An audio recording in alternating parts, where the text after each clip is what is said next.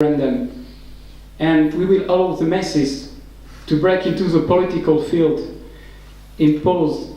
by imposing their thematic and progressive basis. It will break the political agenda of the European bourgeoisie and its cultural hegemony, which proposes to us to vote every 5 years for a parliament in Brussels or in Strasbourg, which is only there to liberalize the labor market and defend the European and Yankee imperialism. The Catalans say that very well. Don't worry, I won't speak Catalan. Only the people save the people. The third reason. The meaning of the word of the insurgent declaration of 1916 in Dublin will strike the minds of those who in Scotland, in Palestine, in Cyprus, but also in Brittany, in the Basque Country, wanted to build a national liberation struggle. The subversive potential of this declaration was also perceived by the international imperialists, and actually they had every interest in making believe that the Irish conflict is now resolved. The Declaration of the Right to Resistance of 1916 remains a reference for many national liberation movements around the world. But if a huge movement for a referendum emerges in Ireland in the next months, in the next years, it will have a considerable impact in Europe and beyond. It will prove that this conflict is not resolved in an acceptable way. It's not based on justice.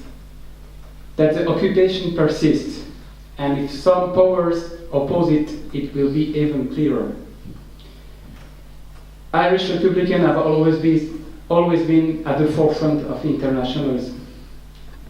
By campaigning for your right to self-determination, you will help the Catalans who want to enforce the popular referendum of September 2017 for the Catalan Republic. You will boost the campaign for a second referendum in Scotland, and you will legitimize your campaign for the right of the Briton people to self-determination. A famous Irish rebel wrote in a paper called Forward in 1911, "The internationalism of the future will be based upon the free federation of free peoples and cannot be realized through the subjugation of the smaller by the larger political unit." His name was James Connolly. Let's do that. I wanted to end my speech by greeting the families of those who could not come tonight because they are in Polish or my gallery. I know I made my latest speech in an occupied country.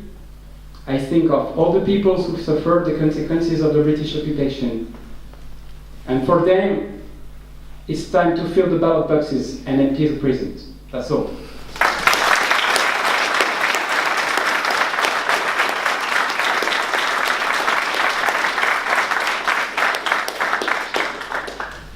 I'm not able to speak Gaelic, so I will finish in saying something in Britain, which is also a Celtic language. David Republic, Iwerzon Gilbe Sokialo, which means have the Socialist Irish Republic.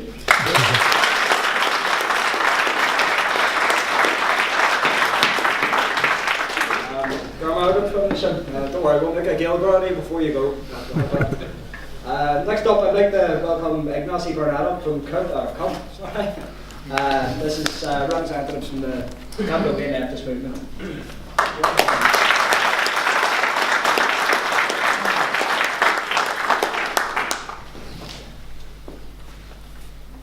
Okay, good evening to everyone. Thanks for inviting us. We really appreciate the support and the comradeship from the people of the Irish Republican Socialist Party. And it's a pleasure to be in Ireland, and even occupied Ireland in Wales, Belfast. Okay, I'm going to try to divide my exposition in 3 topics, because now, after this, yesterday the comrades were telling me that we haven't been totally defeated, but it's true that we haven't won either. So we, as an anti-capitalist, feminist, anti-racist organization, we need to think which are the next steps forward, and we are in a process of debate and reflection on what has been happening, how we arrived to this point, and how we try to continue to arrive to this new republic, which we hope anti-capitalist, socialist, feminist, and anti-racist. Okay, so I'm going to try to talk first about the current situation and how we arrived to this point. Sorry, because my English is not very good. And third, the prospects of the future and the debates in which we are, and also I will speak a little bit what is C.U.P, the candidacy of Popular Unity, the party, the institutional party of the left independentist movement, which I belong. Okay, first of all, I'd like to say that today 2 political prisoners in Catalonia started a hunger strike. So in January there will be what we call the general cause against self-determination in Catalonia, and probably you know that we have 9 political prisoners, 9 exiles, and more people has been processed, and we don't know yet when their trials will be. So for us it will be a very important moment in order to try to judge the Spanish state. They are trying to judge us because we wanted to exercise the legitimate self-determination right, so we are going to try to judge the Spanish state because obviously it's not a democratic state. And so, after said that, I'd like to explain how we arrived to this situation. Okay, we are a C.U.P, the candidacy of Popular Unity. We have been in the local politics, in municipalities, for decades, but only in 2012 we decided to go to the parliament, to the Catalan parliament, and then the first time we ran for election was 2012. We get 3 MPs. Then in 2015 we got 10 MPs, and in December when the elections were called by the Spanish government after suspending the Catalan autonomy, we got 4 MPs. And I think that during all this process, the process that you are starting to get a referendum, I don't know if it's too egocentric, but I think that the role of C.U.P has been very important because all this process started in 2009.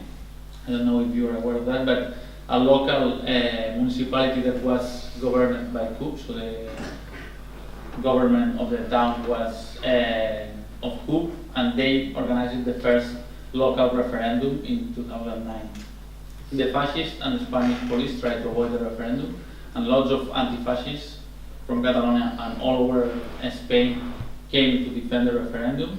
And after that great victory that we could stop the fascists entering in the town to avoid the referendum, many towns started to make their own referendums, not only governed by C.U.P, but all the Republican forces, let's say. So in that process was a long process of accumulating force, and in 2013 was not all the towns and cities of Catalonia, but most of them had done a local referendum on independence. So in 2014 it was a non-binding consult on self-determination that was done also between C.U.P, which was already in the parliament, and the conservative government, neoliberal government, and it was the first time that we reached an agreement with them. And it was the first time that in Catalonia people could vote, but it had not a binding result, and the fascists tried to delegitimize the referendum, and even a lot of people voted. We couldn't say that most of the people in Catalonia went to vote, so it was 47% of people voting, and most of them voting for yes, but the propaganda of the Spanish state trying to avoid the referendum had its impact.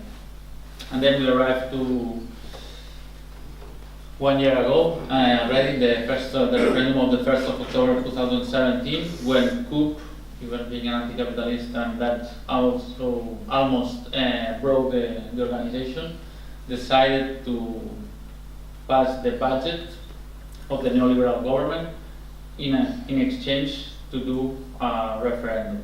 So that was the agreement.